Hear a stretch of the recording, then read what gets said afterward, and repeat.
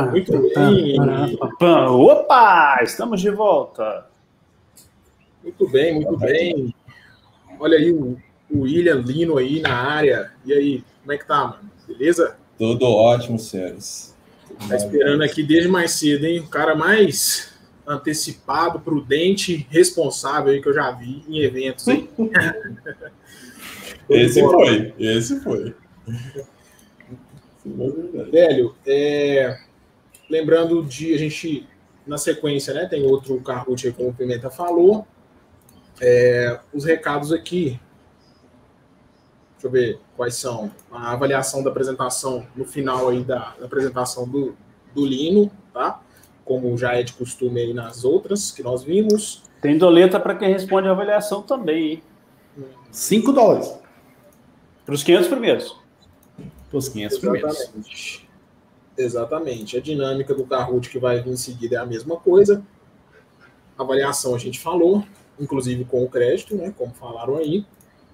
E é isso, né? Agora vamos que vamos para nossa sensacional apresentação sobre Dynamo, Aurora, Elasticache, enfim, sobre o mundo dos dados aí mais uma vez.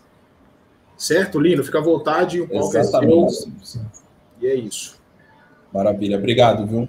Valeu, Lino. Arrebenta aí. Valeu. Obrigado, senhores. Muito obrigado aí. Eu queria já agradecer a oportunidade aí de estar no evento, agradecer aos organizadores, agradecer ao pessoal que está trabalhando, a todo mundo que está assistindo, tá? Bom, a ideia aqui é falar um pouco sobre as features de distribuição de dados de maneira global, né, entre regiões, do Aurora, DynamoDB e Elasticache, tá? Como são 3 serviços, vai ficar muito no conceitual mesmo, mas a ideia é passar um overview, de fato, do que das características um pouco mais deep, de como são feitas as aplicações, como funciona, né, essas features, de fato, e casos de uso, tentar passar aí um overview de por que a gente utilizaria features e em qual momento a gente utilizaria essa capacidade de distribuir dados de forma global dentro da AWS, tá? E aqui são os principais produtos e serviços da AWS com essa capacidade, tá?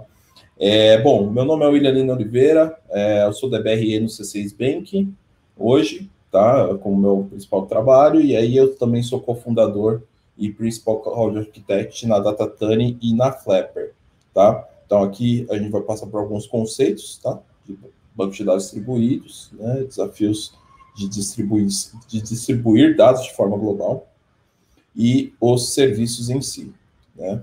Então, falando rapidamente de mim, né? Sou aí formado, graduado em Engenharia da Computação, especializado em Engenharia e Administração de Banco de Dados, tenho algumas certificações da AWS e Azure, tá? Tenho um canal no YouTube da DataTani, que geralmente a gente faz meetups, a gente está um pouco mais sumidinho em termos de meetup, mas a ideia é voltar, e tem algumas outras coisas lá, de funcionalidades, de bancos de dados. Basicamente, é uma empresa focada em distribuir conteúdo de bancos de dados e alta performance, tá? Então, aí tem os blogs, o blog da DataTani, e também meu blog pessoal, que é o Code Data Ops, tá? Onde eu vou postar coisas mais específicas na parte de profissional, alguns livros, e também a parte de DevOps voltado a dados, bancos de dados, tá? O perfil de um DBA que busca estar se tornando aí um DBRE, algo do tipo, tá bom? Eu sou casado, tenho aí 2 gatinhas, a Nala e a Kira, e, cara, adoro cloud, mexo com a AWS desde 2015, mais ou menos, principalmente pela Flapper, e hoje eu trabalho basicamente imerso em cloud pública desde 2019, mais ou menos, em grandes empresas aí do setor financeiro. Tá? Então, falando aí de bancos de dados distribuídos, tá? Quando a gente fala de bancos de dados distribuídos, é porque muitas vezes a gente já as empresas já têm a necessidade de distribuir sistemas, né? E aí, quando a gente fala de sistemas distribuídos, a gente está falando basicamente de microserviço. Então, quando a gente olha para empresas gigantes, como a própria Amazon, Microsoft, o próprio Netflix, Uber, são empresas que disponibilizam serviços de forma global, né? E muitas vezes esses serviços precisam ter algum tipo de sincronia de dado, né? E são sistemas distribuídos de fato, né? Se é o mesmo sistema que alguém usa nos Estados Unidos, pode estar sendo utilizado na Europa, aqui na América do Sul, na Ásia, por exemplo.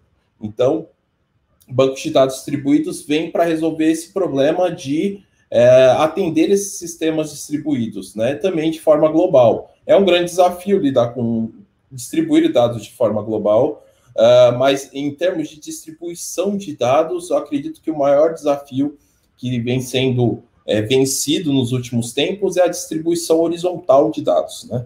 Como que eu consigo escalar de forma horizontal e ganhar performance na camada de dados? Então, os bancos de dados distribuídos vêm auxiliando muito nessa parte, né? De não só ajudar na escalabilidade de forma continental, global, mas também na parte de escalabilidade sistêmica como um todo. Então, a empresa continua crescendo de forma exponencial, né? E os bancos de dados atendem os sistemas que precisam continuar escalando. Então, assim como o sistema escala de forma horizontal, meu banco também tem que escalar para poder atender às necessidades da empresa, né? Da instituição em si. Desafios aí, então, de distribuição de dados, alguns deles são a latência, principalmente, eu acho que é um dos principais casos aí de problemas com distribuição de dados entre regiões muito distantes, porque imagina só, hoje as clouds têm backbones intercontinentais que atendem aí em milissegundos uma replicação, né? Mas e se eu quiser implementar isso fora de uma cloud pública, fora de uma AWS?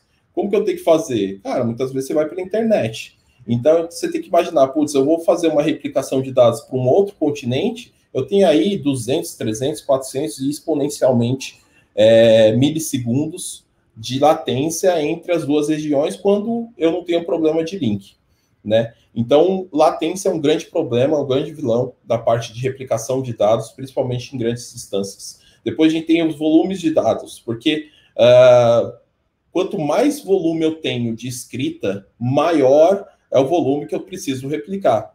Logicamente, isso influencia na banda de internet que eu preciso ter, na banda de rede que eu preciso ter, para poder fazer essa replicação, atender esse volume de dados. Tá? Então, se você tem aí ordem de gigabit por segundo de transmissão, cara, você já tem algo muito gigantesco, uma replicação de dados muito gigantesca sendo feita. Netflix é um caso desse. Tem gigabytes de transmissão efetuadas por segundo, aí, por minuto. Então, imagina só, putz, eu preciso ter componentes que atendam essa necessidade de alto volume. Tá? A arquitetura sistêmica correta, eu quis colocar isso porque, de fato, muitas vezes eu me deparo com algumas arquiteturas que o cara tem ali um banco de dados, muitas vezes é um banco de dados distribuído já, então ele tem ali múltiplos nodes, e ele não utiliza a réplica de leitura, por exemplo, faz um scale-out de leitura, ele não faz um exponential backoff para poder fazer aí uma retentativa em caso de perda de conexão. Então, é de fato colocar a aplicação em 12 fatores, ser uma aplicação cloudable, ter esse cuidado de distribuir de fato, utilizar ao máximo o serviço que você esteja utilizando na AWS. Tanto esses 3 serviços que eu vou passar aqui para você hoje tem essa característica de distribuir dados de uma forma muito fácil, tá? E serem implementados de formas muito facilitadas, tá? E aí tem a parte de particionamento, que é algo que precisa ser visto em alguns casos na entrada, no caso do DynamoDB, para não ter um problema lá na frente. Em alguns lugares, em alguns casos, por exemplo, no Aurora, que é um banco de dados relacional, você precisa talvez já ir pensando, conforme a empresa for crescendo, você vai estar vendo que está tendo um volume muito grande de inserção, você está crescendo o banco de dados muito rapidamente, as tabelas vai começar a ter problemas de performance. Tá? Então, já pensar em particionamento para cada caso de serviço, de produto que você venha utilizar. Segurança, né? Você precisa saber se sua aplicação ela está trafegando de forma encriptada, seja se você já está criando seu banco de dados com criptografia em repouso, que esses bancos te dão essa opção já built-in, ou até mesmo utilizando uma criptografia em trânsito, SSL de fato de transmissão. Então, a parte de segurança é importante. Como você gerencia o usuário, que nível de permissões você dá, tudo isso é muito importante. O custo, então, cara, quanto maior o banco, muitas vezes eu já vi ambientes muito escalados para pouco utilização. Então, eu estou gastando uma grana gigantesca na AWS, que adora isso. O cara está ali usando 5% de CPU, a parte de IOPS, né, provisionados dele, super baixa, mas ele está com IOPS muito overloaded, porque ele teve um problema de performance e acabou escalando esse IOPS no pico, e isso não acontece há X tempo, então você acaba tendo um custo muito elevado, então o custo é um problema, muitas vezes você precisa estar ali recorrentemente olhando, fazendo capacity plan da sua infraestrutura para ter melhor custo.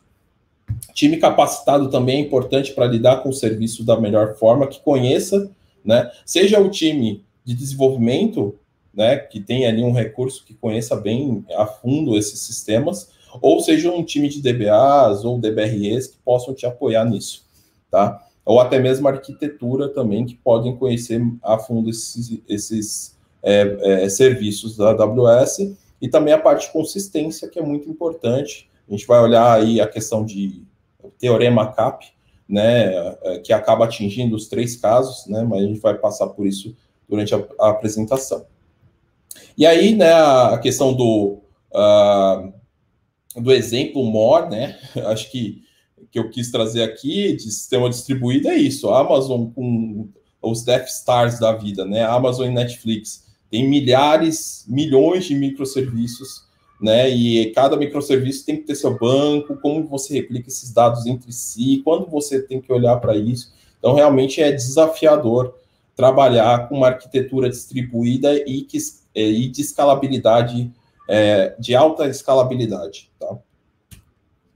Então, falando aí já do primeiro serviço, né, em termos de feature global, a gente vai falar do Aurora Global Database, tá? O Aurora é o serviço de banco de dados relacional da própria AWS, é um serviço nativo AWS, construído, né, com principalmente capacidades internas da AWS, então ele se utiliza de S3, se utiliza de componentes internos da AWS, e ele é compatível com MySQL e PostgreSQL, tá? Então, cara, eu preciso usar um MySQL altamente distribuído, cara, eu utilizo o Aurora. Putz, vou precisar ter uma alternativa a um banco de dados enterprise. Estou num Oracle, estou num SQL Server, que é altamente escalado, em termos verticais, né? Posso utilizar o Aurora para substituir esses caras, né? Como uma opção também open source, né? Para sair desses bancos enterprise. É muito mais barato, a AWS estima em 6 vezes, eu já vi isso acontecer, realmente ter uma economia de 6 vezes, se você saindo de um banco de dados Enterprise para um banco de dados Aurora, um banco de dados open source RDS mesmo, seja MySQL, seja PostgreSQL, MariaDB, tá? Que são as opções do RDS. Então, esse é o serviço de banco de dados relacional distribuído, é um dos bancos de dados que é considerado NewSQL, né? É um banco de dados de fato distribuído, que eu tenho escalabilidade horizontal, até 15 réplicas de leitura, enfim, a gente vai passar por alguns limites aqui, em termos de storage, que é muito maior do que os bancos de dados RDS, no caso do Aurora. Tá? Então, o provisionamento é facilitado. Cara, você escalar um banco globalmente no Aurora é super tranquilo, né? Lógico que você tem que ter cuidados enquanto à conexão dos seus sistemas no banco de dados global, mas ele é bem mais facilitado. Ele é performático, tá? Altamente disponível. Então, você consegue escalar ele muito facilmente, você tem multi-AZ nativo, seu dado já é replicado em 3 AZs por padrão. Tem aí a escalabilidade horizontal, que é algo que outros bancos de dados relacionais, você precisa fazer muita coisa para conseguir escalar ele horizontal, você geralmente vai ter que trabalhar com uma replicação master, por exemplo, no MySQL, no PostgreSQL, um hack no Oracle, por exemplo. Agora o SQL Server 2022 vem com a capacidade de replicação multi-write também. Enfim, alta capacidade de armazenamento, tá? Então, são algumas capacidades do Aurora aí. Aqui eu quis trazer basicamente como eu acabei de comentar, né, ele distribui aí a grande diferença do Aurora para o RDS padrão, é que o RDS Default ele usa uma história GBS padrão por debaixo dos panos. Então, em termos de replicação, ele fica meio prejudicado. Você vai ter, para fazer uma replicação, ele tem que fazer uma replicação muitas vezes usando o próprio binlog do MySQL ou log do PostgreSQL. Aqui no caso do Aurora, eles usam a própria storage no fim do dia. É um S3 que pega o dado, replica esse dado em 3 AZs de forma nativa e distribui isso em 3 AZs, tornando ele muito disponível já nativamente, tá? Aqui a parte, eu quis pegar aqui um pouco mais no detalhe a parte de como funciona o I/O no Aurora, só para trazer um pouco mais de detalhe. E por que ele é tão rápido? Por que ele é mais rápido muitas vezes que o MySQL e o PostgreSQL padrão? Porque ele tem uma capacidade aqui de tudo que é log record, né, que é onde fica a sua transação, que está ocorrendo seu update, insert, delete, tem sua transação ali acontecendo, toda essa fila de log que está vindo aqui, ele vem para uma fila, ele é armazenado nessa fila de atualização, tá? E ele já dá um ACK para primary instance. No seu banco primário. Então, se você tem aqui, em outros casos de outros tipos de replicação, para ter consistência, você precisa ter um ACK da sua réplica de alta disponibilidade. Aqui não. Aqui o cara já, no próprio primário, como eu estou guardando esse dado já replicado em 3 AZs, ele já dá um ACK diretamente para a primary instance. E aí, de forma assíncrona, os outros nodes vêm recebendo esses blocos, né, esses logs de dentro aqui dessa estrutura, aqui no caso do hotlog, né, que é replicado aqui para esse grupo aqui de log. E aí, tanto as instâncias, né, os nodes, a parte, né, de leitura, de escrita mesmo, de AZ, multi-AZ, eles se beneficiam desse cara e até em termos de backup, né? Isso também beneficia com que o Aurora tenha ali o backtrack, tenha a parte de clone muito mais facilitada, tendo essa estrutura de armazenamento, tá? Que é a grande diferença dele. Falando do Global Table, né? Do Global Database, na verdade, aqui do Aurora, você tem a possibilidade de ter um cluster master em uma região, né? Um cluster que recebe escrita, tá?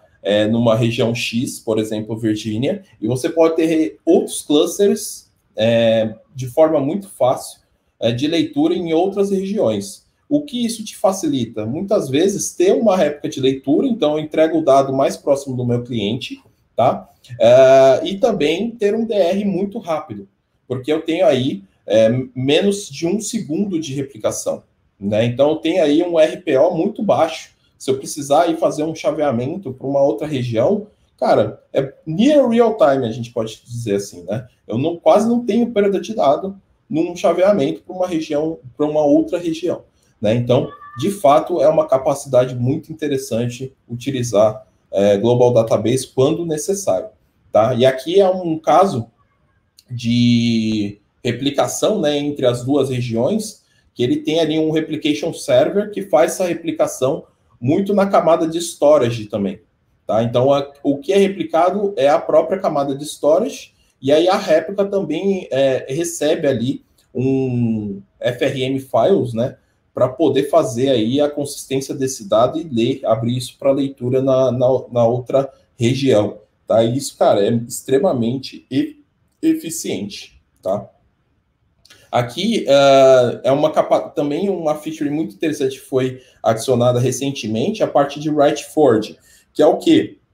Imagina eu precisar tudo que... Will, beleza, eu preciso escrever na minha réplica de master que ela está numa outra região.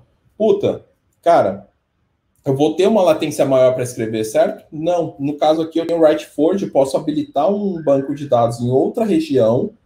Eu posso mandar a escrita nesse endpoint desse banco numa região que é só leitura, então ele vai passar, ele tem ali uma estrutura de receber esse comando de escrita e passar para o meu node primário em outra região, como a gente pode ver aqui, né? A aplicação B, ela passa aí uma requisição de escrita, e aí a aplicação, ela é enviada de forma transparente para outra região, ele dá um ACK, a outra região, né, o cluster da outra região dá um ACK aqui de write e retorna para a região originária, né, da escrita. Tem aí a questão da latência, né, em termos de segundos, mas acaba sendo bem rápido até. Lógico que tem que se utilizar com parcimônia, porque eu ainda tenho uma latência, certo? Fazer essa escrita por meio de uma região apartada, muitas vezes eu posso ter aí uma latência maior. Então, sua aplicação que esteja trabalhando em outra região precisa estar preparada para essa latência, tá? Então, aqui, a parte de failover, né? O failover é super tranquilo, você aperta um botão na interface, você consegue fazer ali o failover manual, ou até mesmo quando acontece, de fato, um failover de cair uma região inteira, a própria AWS faz o chaveamento do DNS para um outro cluster em outra região. Tá? Isso é redirecionado a partir do DNS. Então, as aplicações, na teoria, não teriam problemas por conta que o DNS mantém o mesmo. Tá? E aí, esse chaveamento, eles colocam ali na parte de 1 minuto, em média, para acontecer esse chaveamento. Então, sua aplicação vai ter um downtime de, em média, 1 minuto, tá? Se isso acontecer. Aqui tem algumas limitações que eu quis trazer dessa capacidade, né, desse banco de dados, que, no caso, as versões, né, do Aurora 5.6 e 5.7, tem essas limitações de versão. A Aurora não está disponível na versão 8 do MySQL ainda, e aí, no caso, o Global Database não é diferente, e o PostGrid, a versão 10 a 13 também é possível se utilizar, né, no Global Database. 128 teras de storage, o que é bem maior, se eu não me engano, o dobro do RDS padrão, tá? Isso para, no caso do Aurora. E aí, por tabela, você pode ter até 64 teras no MySQL e 32 teras no PostgreSQL. Eu espero que vocês não tenham um caso desse, porque senão deve ser muito difícil de administrar uma tabela só. Eu preferiria 1000 vezes estar num DynamoDB do que ter uma tabela desse tamanho no meu banco de dados relacional, né? Aqui algumas coisas, né? Sai um textinho errado aqui. Menos de 1 milissegundo de latência, como eu disse na réplica, throughput de até 200 mil ações de escrita por segundo, né? Então é bem performático. Tem ali a parte de failover sobre multirregiões que eu passei. Em média, 1 minuto para fazer o chaveamento do DNS, disponível em todas as regiões, então em termos de capacidade.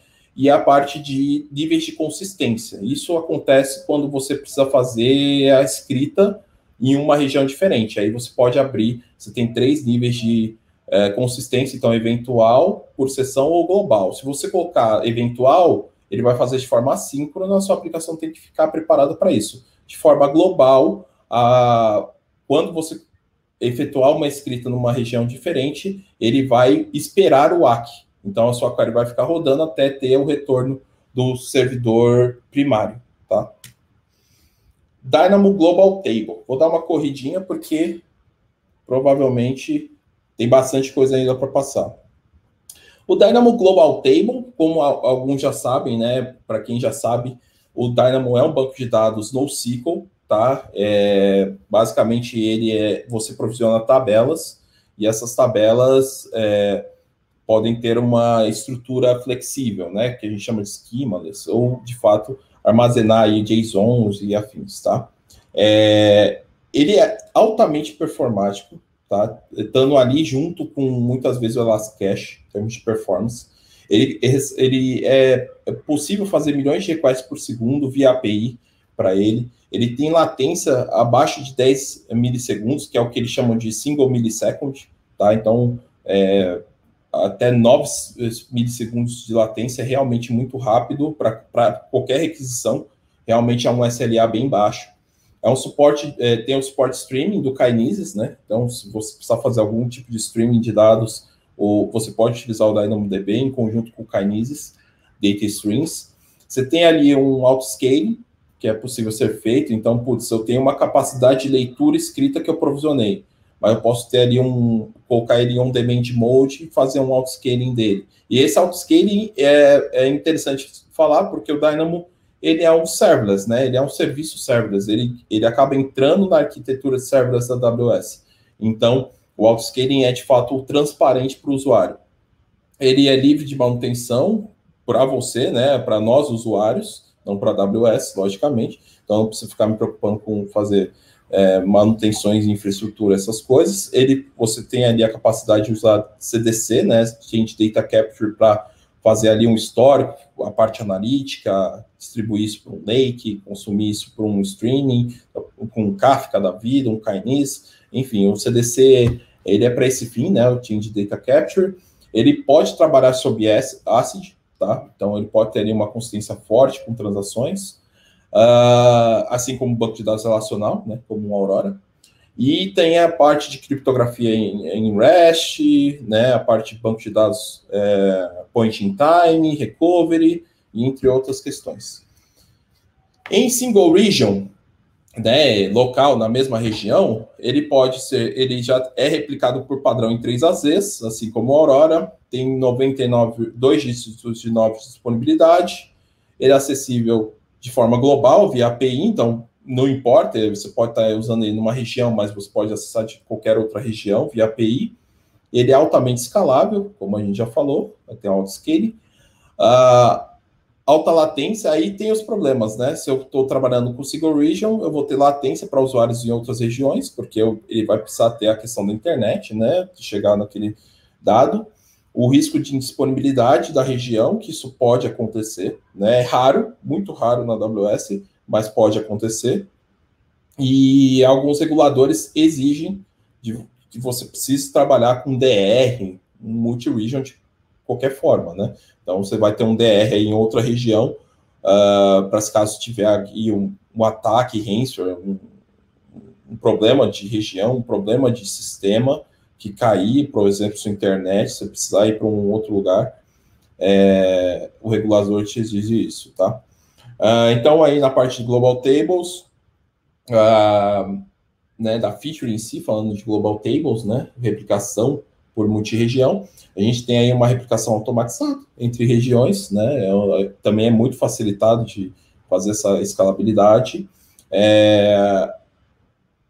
A parte de redundância, né, disponibilidade, como a gente disse, fazer aí um DR e até mesmo abrir para escrita. Isso é uma grande diferença do DynamoDB para o Aurora Global Database, por exemplo, que eu posso abrir para escrita as outras regiões. Qualquer região, de fato, ela escreve dentro dela, e não faz o forward da escrita, ele escreve na própria tabela daquela região, e essa replicação é feita entre as duas regiões, e a gente vai falar um pouco mais sobre isso. Eu aumento a minha disponibilidade para 3 dígitos de 9, fazendo essa replicação de forma regional. Escrita locais são síncronas, e a parte de escrita entre regiões são assíncronas, o que é normal para qualquer tipo de ação entre regiões, né, por conta de latência. Todas as regiões vão receber essa escrita, então, se eu tiver uma tabela distribuída de forma global, para todas as regiões que eu colocar, todas vão receber a escrita. E o custo de storage e escrita, né, consequentemente, ele vai sendo exponencializado para cada réplica que você tiver.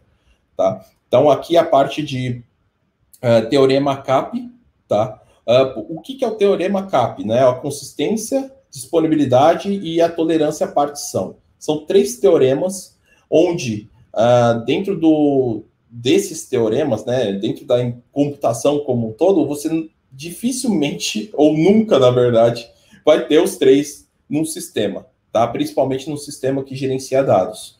Você geralmente vai trabalhar com 2 deles, tá? Então, o teorema CAP veio a se popularizar muito por conta dos NoSQL, tá?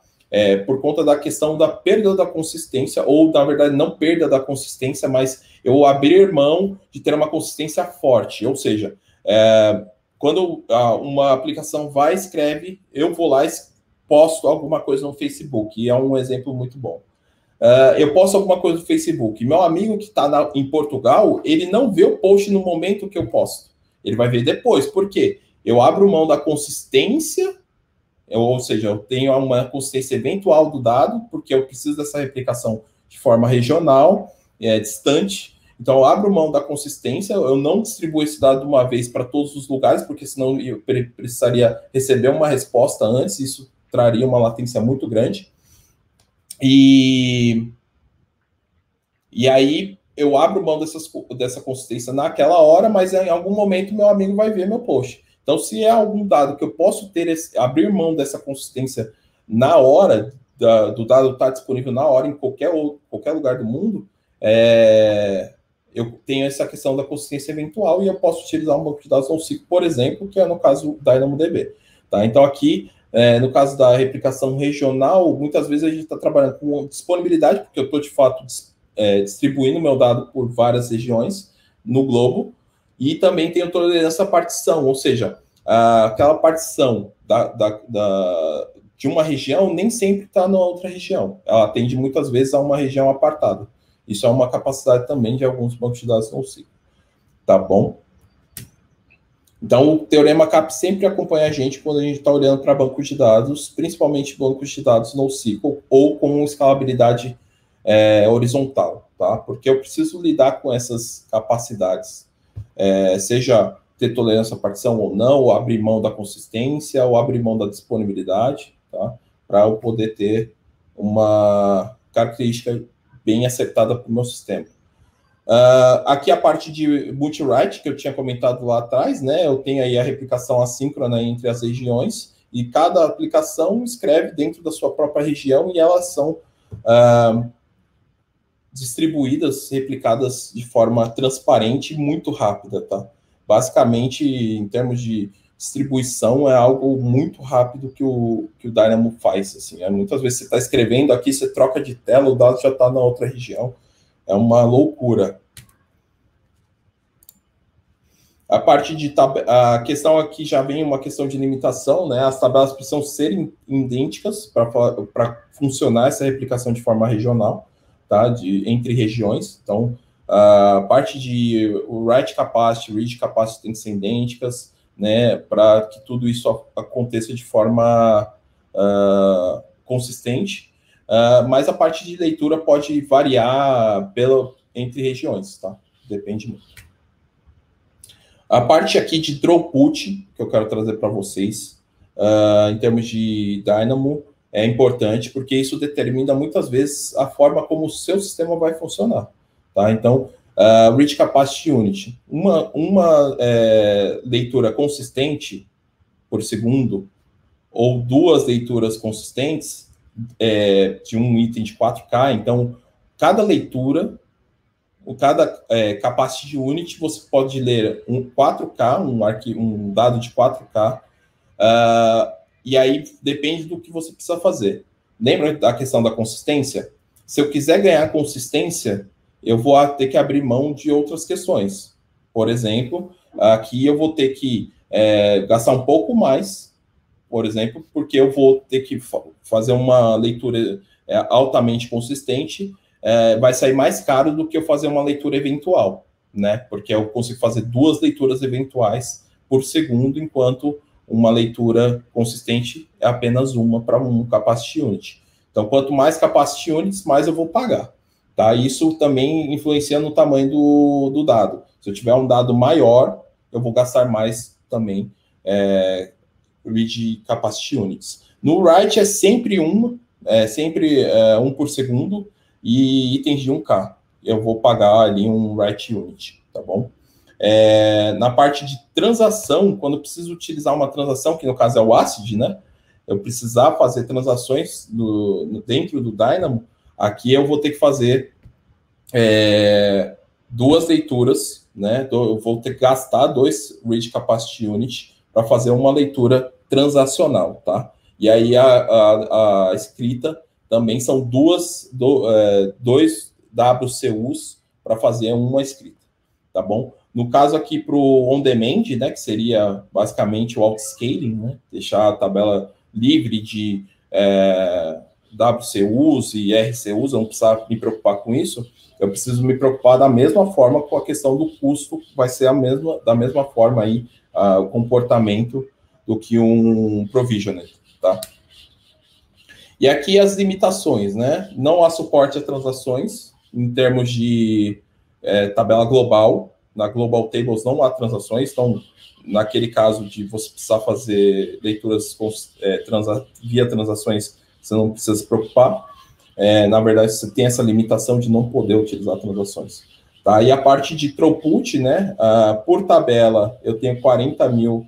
Aqui é soft limit, tá? Você pode pedir para aumentar isso. No on-demand, 40 mil leituras, 40 mil escritas, né? WCUs, RCUs.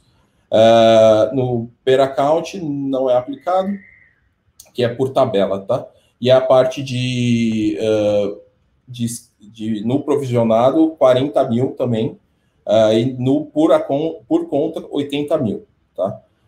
Então, se eu tiver mais de uma tabela, eu tenho que me preocupar com esse limite da conta em si. Mas isso tudo, como eu disse, é increase. Por tabela aqui também, no Global Tables, segue a mesma linha, por tabela. Por tabela, por dia, 10 terabytes de dados podem ser trafegados, tá? Entre as épocas. Elasticcache Global Data Store, tá? Elasticcache é o banco de dados in memory da AWS, tá bom? Então, ele é escalável, ele tem uma performance na parte sub-milisseconds, porque ele está em memória, o dado está em memória. Então, quando eu uso o Elasticcache? Quando eu preciso fazer cache de dados, e ele está da frente do meu banco de dados, seja um Dynamo, geralmente um Aurora, um banco de dados relacional. Eu vou colocar ele na frente desse meu banco para que toda a necessidade daquele dado seja altamente, a resposta aconteça muito rapidamente. Tá? Então, a performance é extrema. Totalmente gerenciado, são clusters Redis ou Memcached, em termos de tecnologia. Ele é simples de se utilizar, né? É Key Value Store, né? Um banco de dados chave-valor, altamente disponível e fácil de escalar. Tem a parte geoespacial, você pode também usar PubSub nele, em conjunto aí, do caso de outros serviços da AWS. Ele é seguro, confiável e pode ter até 170 teras por cluster, tá? Em memory. O que é bastante coisa para se trabalhar em memória. Né? A parte do Global Store, Data Store, ele tem uma arquitetura ativo-passivo muito parecido com a Aurora, tá? Então, na concepção dele, de fato, ele é bem parecido com a Aurora. Eu tenho um cluster primário que replica o dado para clusters somente leitura em outras regiões, tá? Então, eu tenho baixíssima latência, com menos de 1 segundo na replicação, e por volta de 1 minuto também para promover um cluster para primária. Então, imagina, eu tenho um cluster ali recebendo apenas leitura numa outra região. Eu quero que esse cara vire master agora, ele vire, na verdade, um primário para aquela região, e receba escrita e leitura. Eu vou ter aí mais ou menos 1 minuto para, tanto na parte de chaveamento, quanto na parte de promover esse cara para um primário. Ele está disponível apenas no Redis 5.06, tá? Nessa versão especificamente. É uma replicação assíncrona, como eu já disse em outros casos, e a configuração tem que ser idêntica entre os clusters, tá? Parte de escrita suporta ambos, né? Parte do caso do Redis, né? Ambos modelos de cluster, sharded ou non cluster, 250 nós por cluster, no caso do regional, né? Para cada região, escalabilidade horizontal ou vertical, então posso crescer o tamanho dos meus nodes ou aumentar a quantidade de nós de forma muito facilitada. Essa é uma grande característica do Redis, né, também.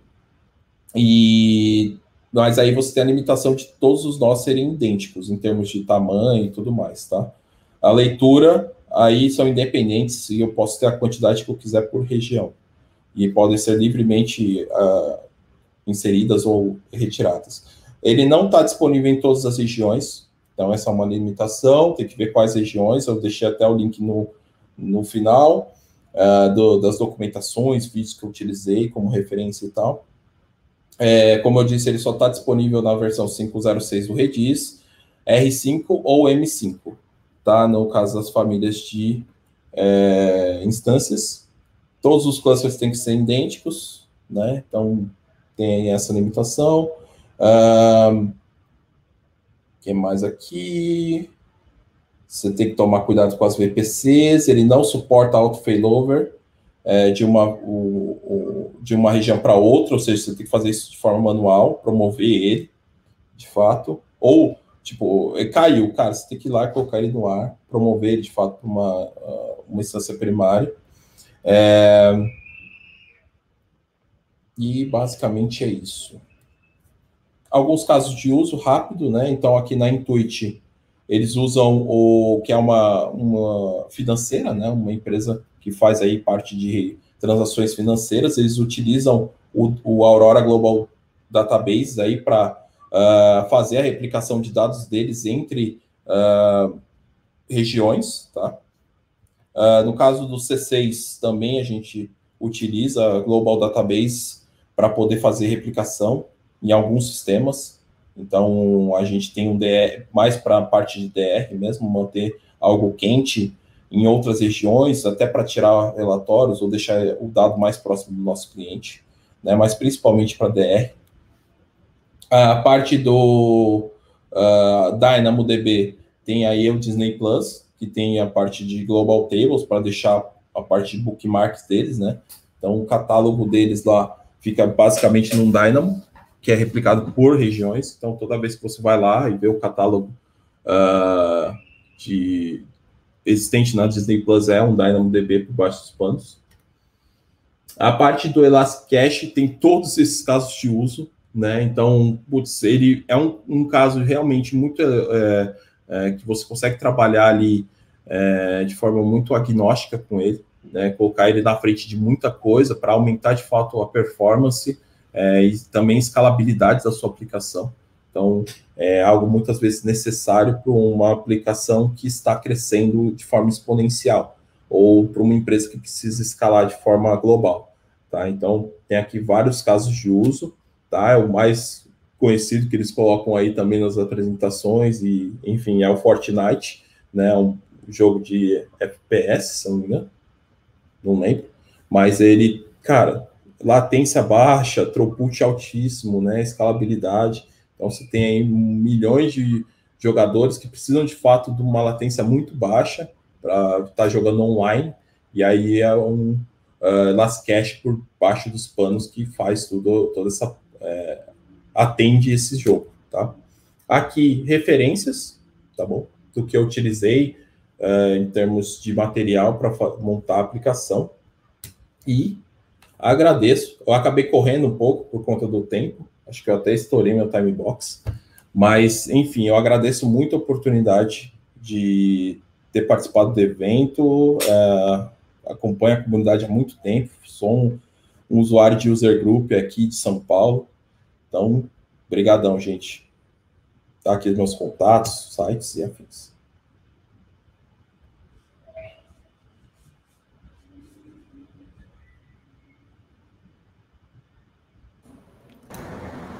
Vamos lá, eu que agradeço a sua presença, tá? Tem algumas perguntas aqui. Eu vou ter uma, pessoalmente falando, mas tem uma aqui do Emerson. Ele perguntou, qual cache é melhor no DynamoDB, o DEX ou o Elastic Cache? Aí, se puder dar até uma explicação também, seria uma boa. Tá, é boa, é uma pergunta boa. No fim do dia depende, né? O DEX, ele é de fato o cache do próprio Dynamo, né? Então, você pode habilitar ele como uma feature para o próprio Dynamo fazer aí a parte de cache de dados em memory dentro dele mesmo, né? Eu, na verdade, assim, dos casos de uso que eu vi acontecer, o pessoal preferia utilizar um Redis na frente. Então, utilizar um Elasticache para fazer a parte de cache. Uma, porque o pessoal já utiliza o Redis para também ser uma camada de cache na frente de um banco de dados relacional, principalmente, e ele é feito especificamente para isso. Com o DEX, eu tenho algumas limitações que eu acabo causando para o Dynamo, e, cara, qualquer coisa para o Dynamo acaba sendo muito sensível, porque você começa a tomar throttling, você tem que tomar muito cuidado na parte de implementação dele, na parte de partição do dado, né, dos índices, né, primários e secundários, então, os global indexes. Então, realmente, eu, particularmente, preferiria usar o Elasticache. Tá, aí até uma pergunta pessoal. Essa parte de DEX e Elastic Cache, você falou que existem algumas limitações. Quais seriam essas limitações hoje no DEX? Cara, boa pergunta. Agora de bate-pronto eu não tenho, mas tem que tomar cuidado com a parte de índice, principalmente. Ele acaba travando algumas questões de como você utiliza os índices nele. Se eu não me engano, não tem essa capacidade para Global Tables. E tem algumas outras que eu não me vem na cabeça agora. Teria que olhar a documentação. Tranquilo. Aí o Emerson tem outra pergunta. Onde faria mais sentido implementar um controle de sessão para atender um SSO para a América Latina? DynamoDB com DAX ou Elastic Cache com Redis? Elastic Cache. Elastic Cache. E aí a explicação seria? Cara, agnóstico. Eu iria para uma opção mais agnóstica. Porque, como eu disse, né? É o que comumente é utilizado. Você pode usar o DEX também. Acho que no fim do dia, de fato, depende muito da arquitetura da sua aplicação. Se, por exemplo, for uma aplicação serverless, o DEX seria uma opção melhor. Porque aí eu manteria ali a linearidade em termos de utilização da parte do serverless, né? Agora, se você tem aí uma equipe que você precisa ter uma arquitetura mais agnóstica, não digo de cloud, mas agnóstica de tipo de solução, então, por exemplo, utilizar um Redis, você acaba tendo maiores facilidades no futuro, em termos de equipe, em termos de utilização de arquitetura mesmo. E a utilização de Elastic Cache sobre DAX não seria algo de capacity, às vezes? Porque o Redis é mais usado, né? Ainda assim. Sim, exatamente. Cara, como a gente viu, né? 170 teras, cara, você consegue subir. A parte de escalabilidade também. Que depende, no fim do dia depende. Depende da sua equipe, porque o DEX, por exemplo, vai auxiliar você na parte do serverless, como eu estava falando, né? Você não precisa ficar se preocupando com servidores no fim do dia. Aí, de fato, depende da maturidade e da forma como está construída a aplicação. Entendi. Tranquilo. Vocês têm alguma pergunta, Felipe, Vanessa, que acabou de entrar? Não, tá tranquilo, cara. Eu acho que é isso. Acho que dá pra gente seguir aí. E agradecer mais uma vez o nosso palestrante, né? Então, muito obrigada, William, pelo conteúdo de super qualidade. Foi fantástico. Valeu, gente. Obrigado. Tem mais uma, não sei se você se incomoda, mais uma pergunta aqui. Não, tá? Que isso, manda aí. Considerando os setups com a mesma performance, tem ideia de qual seria mais caro, DAX ou Elastic Cache com Redis? Boa pergunta. Essa eu não tenho. Teria que estimar. Esse é uma boa pergunta. Eu também acho. Depende do tamanho. Eu primeiro não faria sem ter um tamanho, né, dos dados e para ter estimativa disso. Pelo menos eu vejo que o DAX seria mais caro, particularmente falando. Eu acho que ele é mais caro. Então, aí vai depender da aplicação. Se a aplicação realmente é muito intensiva, principalmente em escrita, o DAX vai ser muito mais caro. Muito mais. Então, o Elastic Cache ele vai tender a ser mais barato porque você vai conseguir controlar um pouco mais, você vai conseguir refinar mais a parte de escalabilidade dele, tanto na parte horizontal quanto horizontal, né? Vertical quanto horizontal. Né? No caso do Dynamo, você tem os WCUs e os RCUs. Se você está trabalhando de forma on-demand e sua aplicação começa a escalar muito rapidamente a quantidade de utilização dela, cara, a conta vai bater forte no final do mês. Isso é um fato. E hoje, em questão de complexidade, você entende que qual é mais complexo nesse cenário? DAX ou Redis? Cara, mais uma vez, o DAX, o bom é que ele o próprio Dynamo é full API, né? Então, ele acaba trazendo facilidades muito grandes na parte de implementação, por você estar ali com o SDK na mão, muitas vezes conseguir fazer essa integração de forma mais facilitada até com o próprio Dynamo, né? O Redis, aí você vai ter que ter driver, você vai ter que ter uma camada de troca desse dado com o próprio Redis, você vai ter que se preocupar na parte de como você autentica no banco. Então, assim, termos de complexidade, de fato, implementar um Redis é um pouco maior do que o próprio Dynamo, né? Mas aí vem com os benefícios, né, que a gente discutiu agora. Sim. Tranquilo. Até agradecer o Emerson aqui. Não precisa de agradecer, não, Emerson. Estamos aí. E, bom, muito obrigado, William, pela sua palestra. Foi excelente, viu? Gostei demais. Quer deixar algum recado? Não, agradeço aí mais uma vez aí a todos vocês. Enfim, espero que em breve a gente consiga se encontrar presencialmente, né? Com certeza. Então, tá faltando esse calor humano, né? De comunidade, de meetup, rodar aqui em São Paulo, em todo o Brasil como um todo, né? E até mesmo esse evento no ano que vem, se pudesse ser fisicamente, seria top. Altas expectativas de todos, viu? Eu posso dizer que de todos os user groups do Brasil inteiro. Muito obrigada, William.